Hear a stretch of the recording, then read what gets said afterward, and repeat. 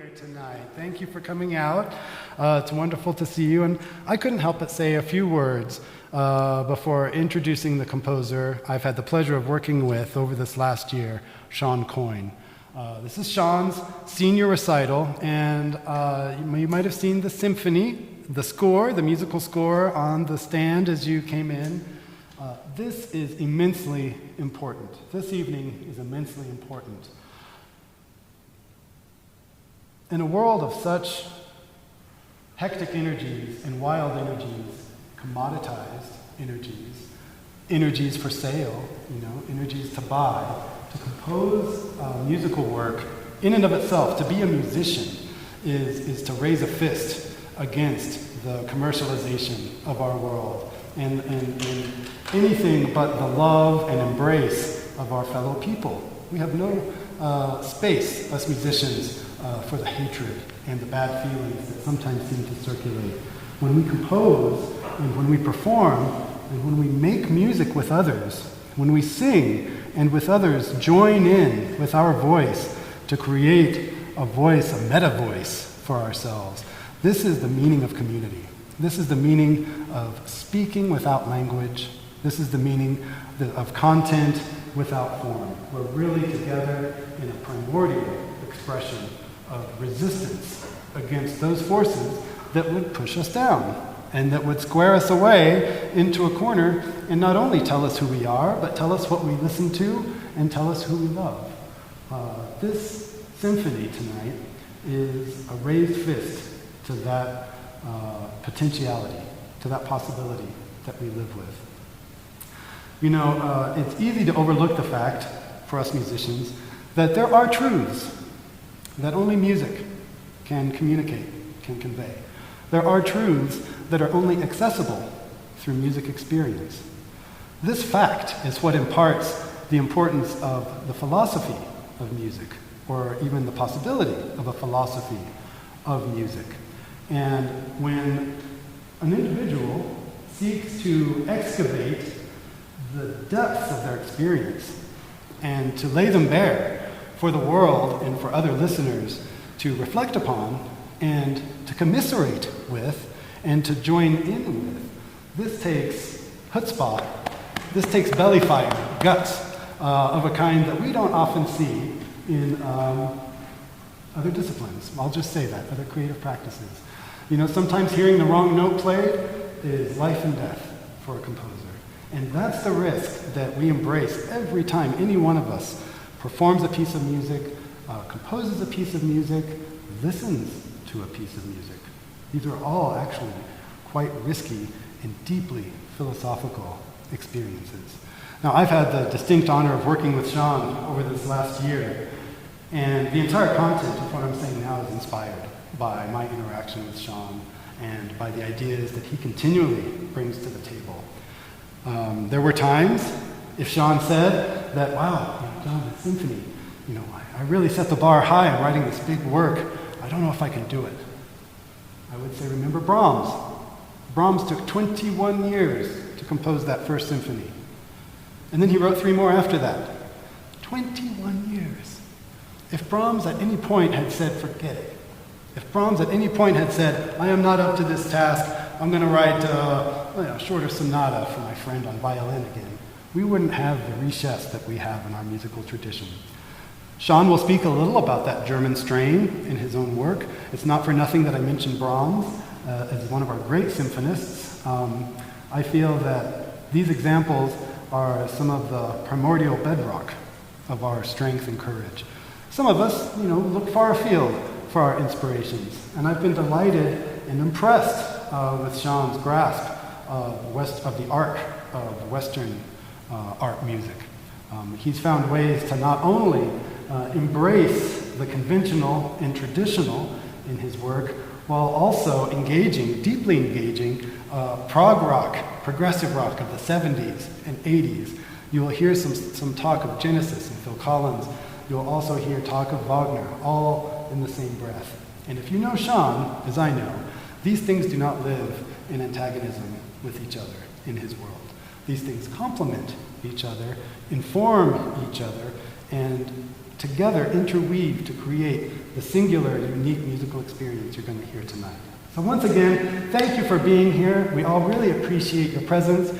And with that, I will give it over to Sean Coyne, who will take us on a musical journey that I think we'll never forget. Thank you.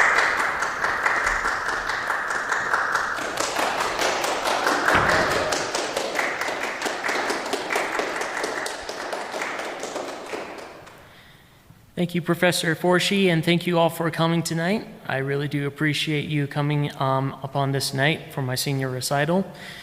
I hope you've had a fine evening and hope you had some lovely dinner. I will now preface this listening of my symphony with a very concise speech. I feel as if I need to give an explanation as to my inspiration, my creative methodology, and my reasoning for tackling what I think has to be my most ambitious musical piece so far. Before I address the piece in detailed summation, I would first like to approach this topic by going back and examining its genesis, which eponymously goes back to the band Genesis. Specifically, my first encounter with the band's wild, Victorian-esque and gritty Anglo-folkish themes presented in their third studio album, Nursery Crime. To narrow the scope further, the musical box, which serves as the opening track to the album, left such an impact on me that it became a determining factor that led me to pursue a career as a composer and musician. This piece originated from a simple 3-minute guitar piece created by one of the founding members of Genesis, Anthony Phillips, that soon evolved into the larger 10-minute epic that it is currently known by today. Further examination and study of the song in question revealed to me a subtle brilliance that is found in the song's concept, as the piece expanded from its original 3-minute material rather than developing 10 minutes worth of material straight out. A simple concept of a meditative piece in the key of F sharp evolved into a rock rhapsody that engages itself in the darker side of Victorian culture and shows the power of small ideas and material has in the larger realm of music. This idea of growing one musical phrase or concept further and further to its limits ultimately became the inception of a few musical compositions and drafts I had crafted during my time as a student here in the music department at UCCS. One of these drafts I decided to focus on in the fall of 2021 was originally the idea of space and distance between the notes of the clashing tones between the timbres, specifically the clash of an F and B flat power chord in the upper registers over a tremolo C pedal note in the lower registers. This developed further beyond the initial concept, marrying elements of Richard Wagner's operatic writing into the piece to develop what was the opening and closing parts of a larger musical rhapsody. In fact, Wagner's opening to his opera Das Rheingold was the first, which is the first part of a tetralogy of operas called Der Ring das Nibelungen. German's a little hard for me. Assisted in developing the idea into its current state in the symphony. The opening of Das Rheingold utilizes the simple idea of ascending arpeggios and utilizing timbral textures within the strings and horns to develop and exploit the power of just one chord, an E-flat major chord, which with the notes of C, F, and B flat, I have utilized what is essentially an inverted F sustained 4 chord in a similar manner within my symphony. Even more so, the idea found its way to marry itself into other simple ideas in other drafts, and later experimented with by creating a movement idea before the rhapsody that involved using simple air movement through an instrument, no pitches conjured, to create a timbral texture. In that moment, I soon realized that this piece can no longer just be a prelude and rhapsody, with its length and scope unraveling, and upon informing my professor of the idea of turning the piece into a full-on symphony, the wheels were in motion. To understand why I chose the format of the symphony, I will now give a brief and very precise history as to the origins of the symphony and its significance in traditional Western classical music. The word symphony has several origins and uses deriving from an ancient Greek word that meant a concord of sound or harmonious tones, and later being used in medieval music theory as a word for consonants. During the Baroque era in Western music, the term ranged between many types of compositions that were interchangeable with terms like overture to describe a large collective body of work. At this time, the opera sinfonia, composed of a fast piece of music, followed by a slower piece, and concluding with another fast piece. This arrangement of pieces became the early progenitor of the sonata form, which would later be incorporated as an integral part of the classical format of the symphony. In fact, due in part to the expanding arrangement of the orchestra, as well as elaborations on the sonata format, a 3 to 4 movement composition arranged as a fast, slow, fast styled piece gave way to the development of the symphony as a distinct compositional format that expanded from the 3 fast, slow, fast format to a full 4 to 5 piece movement, 4 to 5 movement piece, ranging in a collection of styles. The 4 movements of the symphony at this time were arranged thusly. The first movement being an opening sonata or allegro, a fast-moving piece, a slower moving piece, a movement that was a minuet or scherzo, which are dance-like or fast-paced styled movements, typically in 3/4 time, and a final movement that ends on another sonata or rondo form. Later Romantic composers would either expand on the format of each movement or moved away from the traditional styles to compose free-form or story-driven symphonies, such as Hector Berlioz's Symphonie Fantastique. Many recognizable classical composers wrote their own symphonies and often accumulated quite an impressive collection of symphonies as well, from the symphonies of Brahms, Mendelssohn, Schumann, and Mahler, even to radical departures in the traditional symphonic form, such as tone poems created by Richard Strauss, also Sprach Zarathustra, or choral symphonies such as Liszt's Faust or Dante. Richard Wagner, surprisingly, contributed little to nothing in the realms of symphonies, as he found all symphonies beyond Beethoven as an epilogue to the form, all contributing nothing new.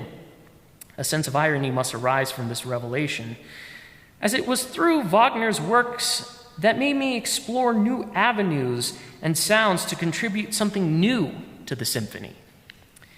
Even going as far as to experiment with the idea of adding synthesizers, saxophones, electric guitars during the development of the symphony. The piece itself had long expanded beyond the rhapsody structure, and where the piece retained some form of classical structure with a plodding opening that bloomed into a larger chaotic cacophony of sounds and themes, and then followed up by a steady, brisk walk-paced second movement that accented the idea of painting a scene as a sky blanketed in thin clouds fading away to reveal the mountains below, with the third movement returning to even something more slower and plodding, being reflective of a romantically inverted piece, a piece of longing, desire, regret, and disenchantment, only to be led straight into the fourth movement that was faster, aggressive, and unnerving. As I progressed in the writing of this piece, along with the numerous readovers and edits to polish it further, my reoccurring use of leitmotifs and Romantic-era chromaticisms seemingly blend with the Stravinsky-like use of rhythm and modernist texture writing throughout the symphony, demonstrated in the chaotic second half of the first movement and the first half of the first movement, the avant-garde-like experimentation in the opening of the first movement, along with the atmospheric timbres of the second movement, the odd, solemn, romantic tones of the third, and further modernist explorations in composition in the fourth, revealed to me a subconscious eagerness to expand it musically in many directions. This attitude was reflected in bands like Genesis, who found themselves in their early years as a struggling rock band, pushing into new musical directions and experimenting further to develop new sounds, new songs, and new ideas. Nursery Crime itself was an album that explored past the pastoral and folkish themes of the prior album, beyond its light and glory. As Peter Gabriel once described it, it was a stepping into the shade, an album demonstrating darker, wild, bombastic tones that clashed and stood in defiance of the past album's light sounds and contemplations. The fathers of progressive rock, King Crimson, pioneered the spirit of experimentation and pushing into new directions, marrying jazz, avant-garde improvisation, and orchestral sounds with the use of the mellotron, marrying those to the established rock formula and putting a darker twist on each explorative piece. The evolution from the Beatles' experimentation of Sgt. Pepper's Lonely Hearts Club Band and Abbey Road, with a bright and carefree psychedelia to their timbres and songs, to the haunting tones of songs like In the Court of the Crimson King or Epitaph, and even further albums beyond the initial album, this was indeed a stepping into the shades moment. This inspiration to move, either into or outside of the proverbial shade, has continued to embed itself within me as I integrate the leitmotif-heavy and classically consonant music found in my favorite video games and movies with appreciations of the avant-garde and experimental to my music, even though my attitudes towards them over the years beforehand have always been either mixed, harsh, or dismissive. Indeed, I believe I've come to incorporate the spirit of progressive rock into my classical instrumental writing, attempting to give my music its own voice. The question now presents itself plainly. What caused me to embody such a spirit, and why pursue the direction I have taken with my music, specifically this symphony? To painstakingly undergo the task of writing classically, rather than to jam out on some instruments and form music from improvisation. There are many faceted answers to these questions, some more complex, some more straightforward and simple. And just because I've taken one path today doesn't forsake the other path tomorrow. Yet one of these answers I feel demonstrates the creative spark coming from this piece is how I view this piece of music. I see this final product as not only a proof of concept for my composer skills, but also a rebellion against a concurrent culture that is racked with hyperpartisan politics and assembly-lined corporate lifestyles that blatantly and bluntly affect our art. An essay by Albert Motz demonstrates my thoughts a bit more distinctly from his position as a creative writer. I quote him as thus: "The pitfall of the socially conscious writer who uses his art in a shallow manner is that his goal all too often subtly demands the annihilation of certain characters and the gilding of others. It is very, very difficult for him not to handle characters in black and white, since his objective is to prove a proposition, not to reveal men in motion as they are. Consequently, it is more likely that he will angle character and events to achieve his point. He may not wish to do this, but he's led to it by his goal, led into idealistic conceptions of character, led into wearing rose-colored glasses which will permit him to see in life that which he wishes to find in order to prove his thesis, led into the portrayal of life not as it is, but as he would like it to be. This is not only inferior art, but shallow politics as well. To this end, I am sympathetic with this viewpoint. As in writing, when politics become the central focus, all else becomes secondary and irrelevant. From what I have witnessed, often our mainstream culture tries to give some larger altruistic meaning to every piece of art we create. Where every moment a tragedy strikes, the culture demands a need to inject a work of art into it. It must appeal to everyone, even though it may not appeal to anyone. It must make money and be a commodity. We must sell, even though it wasn't made for that purpose, even though it may never make money. It may not even have a purpose at all. By these ends, art is no longer humanist and expressive, but utilitarian and conformist. This is further troubled by how we continuously rely more and more on the assembly line and commodified lifestyle that dictates not only who we are, but what we should and shouldn't like. Much like our earth being dotted with the plastic waste of disposable products, our culture is dotted with the plastic cookie-cutter forms of pop and corporate music to be consumed and cast away, or as what my father likes to call throwaway music. I wrote this symphony as something beyond the materialist, beyond the disposability of music, and trying to keep fostering and preserving the feats of musical composition from our past while acknowledging the need to progress and move forward. Composers of the past, such as Richard Wagner, may have had ugly sides to them and held beliefs that would rightfully be scorned. But to forsake their music entirely is to still treat music as disposable, a waste.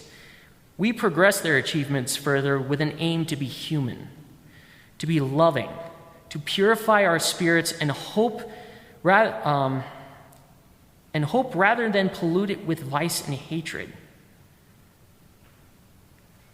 I fashioned this symphony as a spiritual piece with a broad scope of thoughts and esoteric ideas of life standing in defiance of death, existence standing in opposition to non-existence, not so much in warlike rivalry, but the idea that beyond the dualism of love, hate, life, death, and so on, there must be a left hand to the right hand, a left foot to the right foot, a left brain for the right brain. They are all still part of one entity.